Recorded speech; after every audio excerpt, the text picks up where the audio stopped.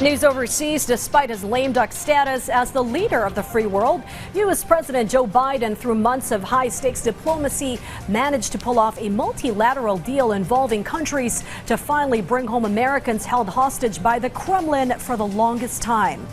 Last night, both he and his vice president welcomed a group of hostages led by ex-Marine Paul Whelan and Wall Street Journal reporter Evan Gershkovich, who between them spent nearly 8 years of unforgiving incarceration in Russian jails, as VOA's Jessica Jarrett reports.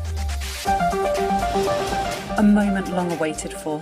3 Americans released Thursday from Russian detention, arriving at Joint Base Andrews just outside Washington. On the tarmac to greet them, U.S. President Joe Biden, Vice President Kamala Harris, and their families.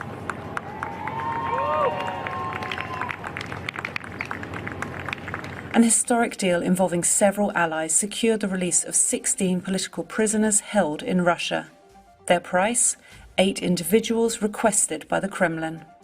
Photos documented the journey home. Wall Street Journal correspondent Evan Gershkovich and Radio Free Europe Radio Liberty editor Alsu Kamasheva with former U.S. Marine Paul Whelan, pictured on a plane and speaking with Biden on the phone. Gershkovich's newsroom erupted in cheers earlier in the day at news of their colleagues' safe return.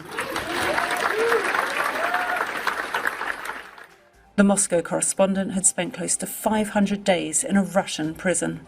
You don't realize quite how emotional it all is until you have this release, both his release, but also just this physical release almost, to see him free. And people realize, wow, you've actually been feeling quite worked up and pent up and upset over what's been going on. Similar scenes greeted Kermasheva's newsroom at RFERL in Prague. Her husband, who works at the network, spoke of the family's months-long ordeal. Right now, we're overwhelmed with emotions. We're still trying to process what actually happened to us today. Being in the White House, hearing Alsu's voice from the Oval Office next to President Biden, that was something very special. But it's been an incredibly difficult year for us.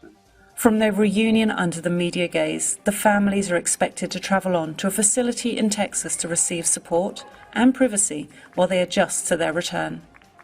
For Liam Scott at Joint Base Andrews, Jessica Jarrett, VOA News.